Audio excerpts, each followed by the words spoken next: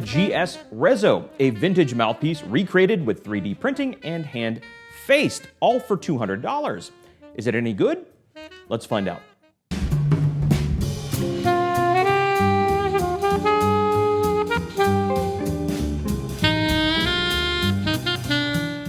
Hi, and welcome to the Saxophone Academy. I'm Dr. Wally Wallace, and if you're interested in saxophone masterclasses and product reviews, please do subscribe. We have some very cool topics coming up this season. Now today we're taking a look at the GS Reso. Now a number of subscribers have written and said, Dr. Wally, you've never reviewed any tenor gear, and that's true. So I downloaded a fingering chart and bought a brand new tenor sax mouthpiece. And this is the first offering from Brian at getasax.com, a saxophone dealer and avid collector of all things vintage saxophone. Now, full disclosure, I love vintage saxophone gear, but I hate buying vintage saxophone gear. If you're not sure what you're doing or you don't trust your dealer, it can be a very expensive minefield to walk into, and I've certainly been burned in the past, like I'm sure a number of you have as well. And it's especially so for me with mouthpieces. You can always have chips and cracks, they're hard to see in the photos, and really, I don't love the thought of a mouthpiece that's been soaking in some long dead guy's saliva for who knows how many years. And my personal mouthpiece is a Brillhart Tonalin from the 1960s, which I love. But no matter how well I clean it, there's always a little bit of discoloration I can't get rid of, and it looks like it's haunted by the ghost of halitosis. So enter the GS Reso, the first in a line of mouthpiece offerings coming from getasax.com. Now the first model they're offering here is an exact copy of Brian, the owner's personal Otto Link Reso chamber mouthpiece, which vintage, a good one can cost upwards of $1,500. So Brian actually made an exact copy of his personal favorite tenor mouthpiece. And when I say exact copy, I mean exact copy. He actually used a micro CT scan to recreate the mouthpiece down to 100,000th of an inch. It's very exact.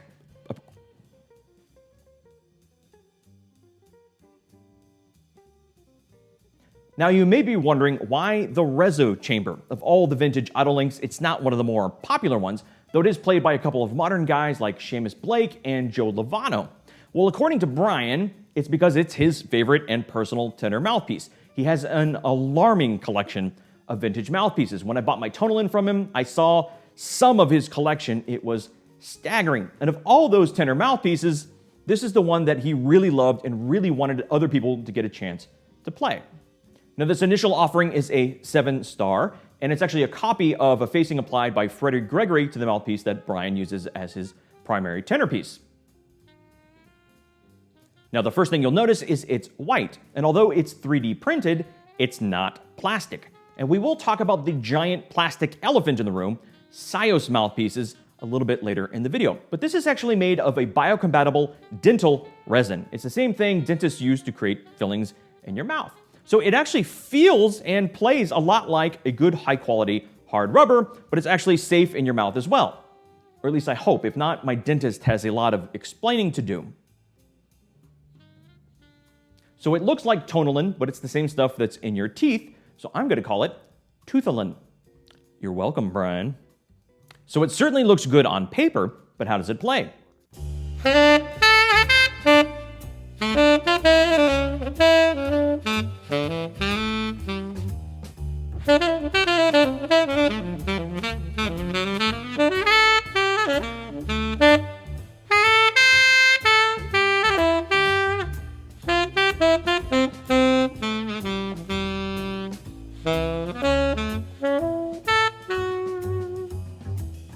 To my ear, it was a big, clear, warm sound once I found the right reed. Now, I've been playing on 7-star or even 8-facing Otto Links for a lot of years throughout my career, and I've always used a 3.5 or 3 hard reed. On this particular facing, I actually had to go down to a 3 soft to really make it speak, and when it did, I liked the way it sounded a lot. So if you do try this mouthpiece, try a half strength softer than you're used to. I think you'll find it really works with this particular facing. Now, at this point in the review, I would compare it to other tenor saxophone mouthpieces, but we have a bit of a comparison conundrum. Do we compare it to a good vintage Reso chamber? Well, I don't have one, and I'm not going to spend $1,500 hoping I get a good vintage mouthpiece. The other obvious comparison you may be thinking is to another 3D printed mouthpiece, namely Sios. Well, I don't own a Saxophone mouthpiece. I was never really interested in the bright colors, so I never bought one.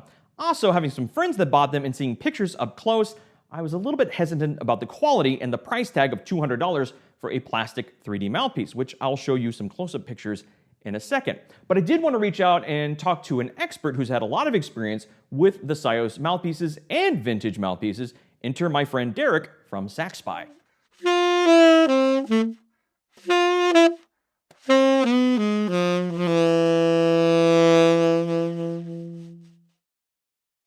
Well, hey there, Wally. I've got some secrets to share with you about the design concept of the GS Reso and clear up what many people might be thinking about this mouthpiece. First off, this is a 3D printed mouthpiece, but that doesn't mean that's all that matters. The sax world is familiar with popular brands like Saxophone that 3D print mouthpieces, and our first reaction might be to compare all of these to each other, as I first did. However, the GS Reso is different because their offering is a replica of their favorite Otto Link Reso chamber mouthpiece, facing, baffle, and all. They could, of course, make it with any tip opening, but Sax wanted to stay true to the original design method. Vintage mouthpieces were all made from the same flat blank, and as they were opened up, the mouthpiece would shorten and the baffle would rise. This means that the GS Reso is simply a snapshot of one original Reso's baffle, facing, and chamber relationship, so any alterations to it would be approximations that could widely deviate, which is something to keep in mind with the final hand finishing work as well. The 7-star tip opening is a popular facing to replicate, but it's impossible to be ideal for everyone. Saxophone, on the other hand, does not replicate and instead focuses on customization and artist designs. The end result are mouthpieces that play very different and meet different needs. If you want customization, look at Saxophone or any number of refacers like SK Mouthpieces or James Bunty, among others. If you want a replica of one of the best vintage mouthpieces that has both the benefits and limitations of a vintage mouthpiece, check out the GS Reso. Now, I've got to run. I've heard there's a factory down the street making saxophones with square tone holes, and I gotta go check that out, so see you around. And a huge thanks to Derek from SaxSpy. If you haven't already, definitely check out his YouTube channel and Instagram content. It's good stuff. I'll put some links down below. Now, although the GS uses 3D printing technology, it is not the same technology as Saxophone. Saxophone uses traditional plastic little glops when they make the mouthpiece, and the result can be a little bit... Now, whether that affects playability, I don't know. I will do a much more thorough comparison later down the road in a future video.